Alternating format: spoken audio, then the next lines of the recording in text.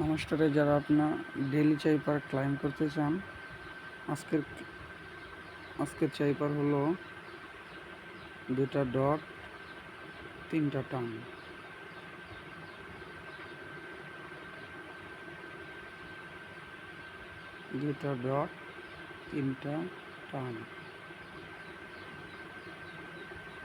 তারপরে হলো 5টা টান, 3 4 5। তারপরে হলো 4টা ডট 1টা টান। তারপরে হলো 3টা টান 2টা ডট। এটাই হলো আজকের ডেইলি চাইপার।